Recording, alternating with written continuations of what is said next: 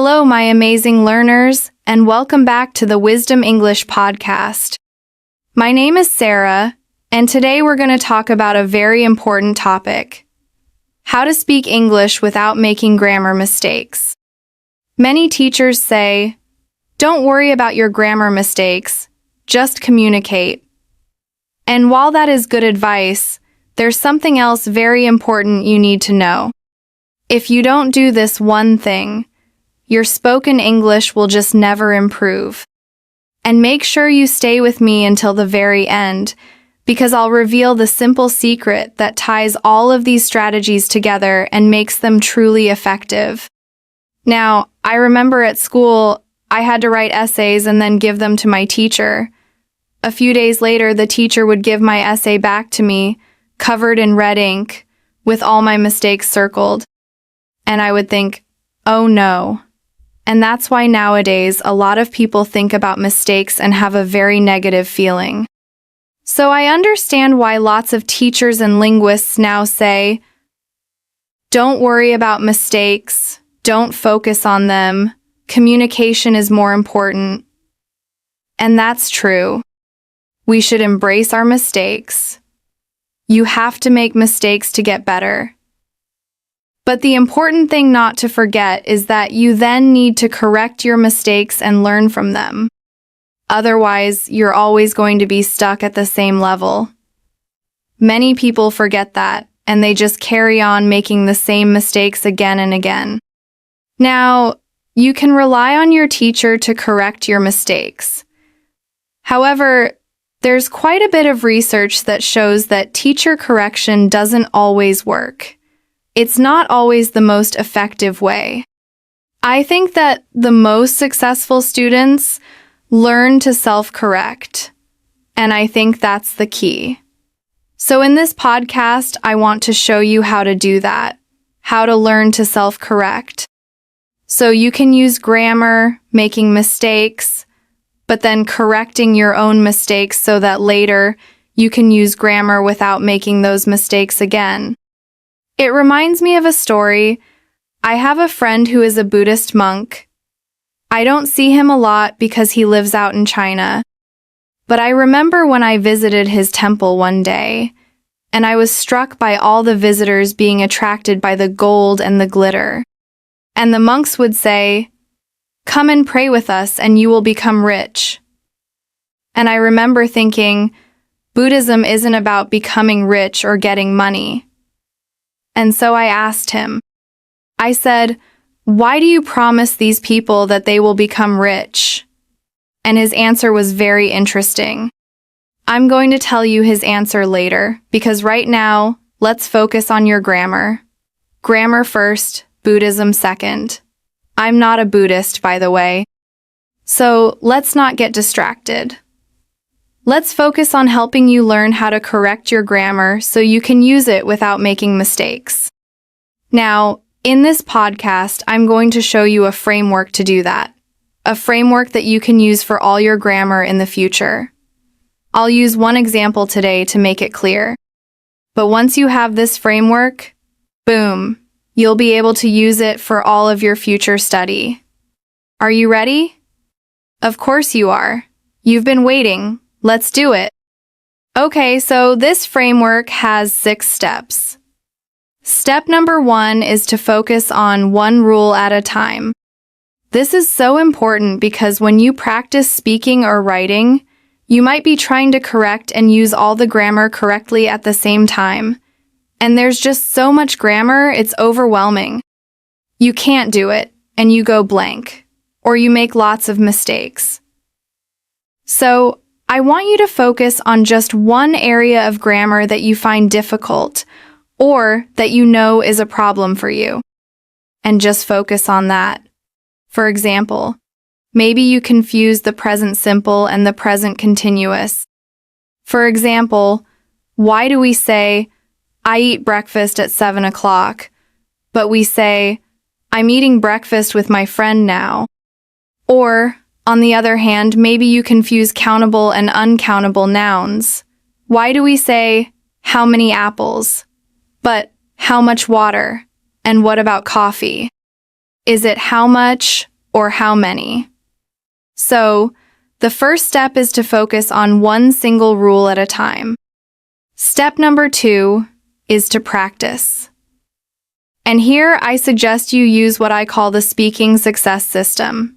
It's at the heart of all my teaching. It's a simple 3-part process. Discover the language, practice using it, and then review it.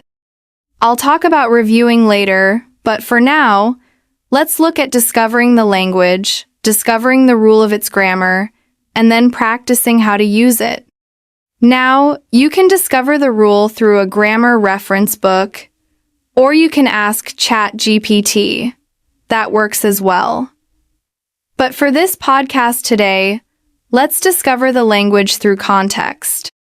And for those of you who are studying for English exams, let's take a common question and see some language. So here's the question. Do you usually cook at home? And the answer, yes, I cook most evenings after work. I usually cook Spanish dishes because I like them. Right now, I'm learning how to cook Italian food. Interesting. So he says, yes, I cook most evenings. I usually cook Spanish dishes. But then he says, I'm learning how to cook Italian.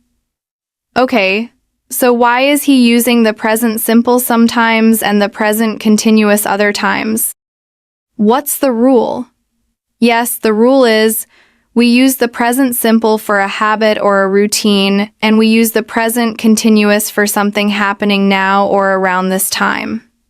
Very, very simple. So that's discovering the rule. Now, let's practice speaking.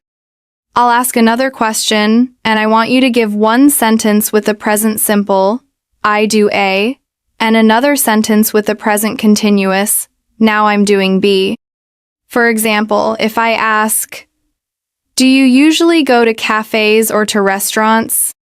A student might say, well, I go to cafes about twice a week. I usually go to a cafe near my home. This week, though, I'm trying a new cafe near my office. You see, I go to cafes twice a week is a habit, a routine. This week now, I'm trying a new one. It's happening around this time. Let's try another one for you. Do you have a hobby? Well, I might say, yes, I play the guitar. I usually play in the evenings. Right now, I'm learning a new song by Van Halen. So, you discover the rule, and then you practice it. Step number 3 is to speak slowly. Now, just now you were practicing with 1 or 2 sentences, but you also need to practice longer turns, speaking for a longer time. And when you're doing that and having conversations, you should speak more slowly. Because when you slow down, it gives you time to think and practice specifically the grammar that you're focusing on and to get it right. You should focus on accuracy by speaking more slowly. The big mistake so many students make is that they speak too quickly. They think that fluency is speed. It is not. Fluency is not speed. Slow down, and it's really going to help you speak more accurately and use grammar correctly. Now, do you remember the story of my friend, the Buddhist monk, who in the temples, they used gold and getting rich to attract people? So I said to him, why'd you do that? Why do you tell people they're going to be rich if they come into the temple? And he said, well, if they never come into the temple, we can never teach them or convince them or tell them the story we want to tell them. They have to come in first. Once they come in, we can then tell them about Buddhism and that it's not about money. But if they don't come in, we can't teach them. It's an interesting idea, right? A bit like YouTube and getting people to click on a video. Interesting food for thought. With that thought, let's move on to step number 4. Okay, step number 4. Well, remember, Step number 1 was to focus on one rule. Number 2 was to practice. And number 3 was to speak slowly. Number 4 is to record yourself and check. You see, if you don't have a teacher to correct you all the time, you need to learn to correct yourself. And a great way to do that is to record yourself, either with audio or video when you're speaking. So, when you're having a conversation or telling a story to yourself, record it. If you're having a Zoom meeting with somebody and practicing, you can record it. Just ask for permission first. And then, you should listen back and focus on that one grammar rule. Not everything. Forget about your vocabulary for a moment. Just focus on the one grammar rule you're practicing. Are you using it correctly? And if not, you'll be able to hear the mistakes. And if you are using it correctly, you can pat yourself on the back. Job well done. And then you can move on to step number 5, which is to use AI to review. Do you remember I talked about the speaking success system? Discovering the language, practicing, and then reviewing. So, to review, you can use AI. It's so simple nowadays.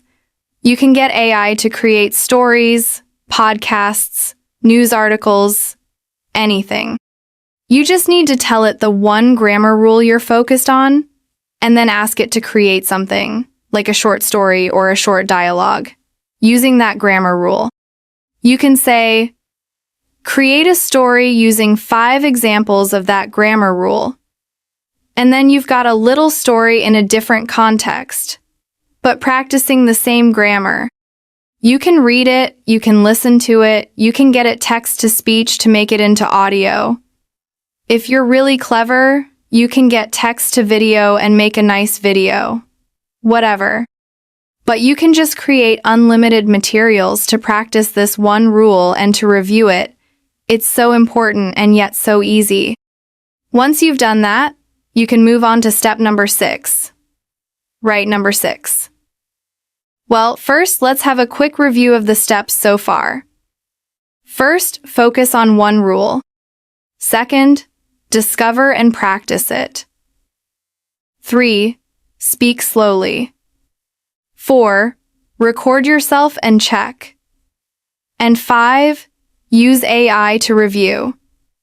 Step number 6 is to do some writing. Because I think in addition to speaking, writing is a great way to reinforce the language. If you can write with a nice, beautiful pen, I actually think that's even better. But if you want to type, you can type. You can call me old-fashioned, but I think the physical act of writing is a really good way to reinforce the language. Now, I know a lot of teachers do reading and writing first and then speaking later. Many course books do this as well. Speaking is often the activity at the very end of a chapter. I totally disagree with that approach. I think you should do speaking first, and then some reading, and then some writing. Using writing at the end to reinforce what you've learned is, for me, a much better way of doing it. So there we have it. The 6 steps. It's a framework you can use for any grammatical item that you want to practice. And it's all about learning how to self-correct. Give it a go. Try it out. The final secret. Now, I've got 2 action points for you, or actually 3. The first one is, if you liked this podcast, subscribe to the channel. You could also become a member now. If you look at the subscribe button, next to it there might be a join button. You can become a member and get custom badges, emojis, and even extra video footage. But most importantly, you are supporting all the work that I do here on the podcast. Action step number 2 is to download the PDF for this lesson. You can review and practice everything that we've been talking about. And that brings me to the secret I promised at the beginning. We've talked about a 6-step framework. Focus on one rule, practice, speak slowly, record and check, review with AI, and reinforce with writing. The secret is that this isn't just a framework for learning grammar. This is a framework for learning anything. If you want to improve your pronunciation of a specific sound, you can use this framework. If you want to learn a new set of vocabulary, you can use this framework. The secret is that this system of focused, deliberate practice and self-correction is the key to mastering any skill in English. So, my challenge to you is this. Choose one small thing you want to improve in your English this week. It could be a grammar rule, a pronunciation sound, or 5 new vocabulary words. And then, apply this 6-step framework to it. Work on it every day. I promise you will see a real improvement. I hope this has been useful and will help you on your journey to using grammar correctly when you speak. Thank you so much for listening. I do appreciate it. Take care and have a great day. Please like, share, and subscribe to the Wisdom English podcast channel to watch our next videos.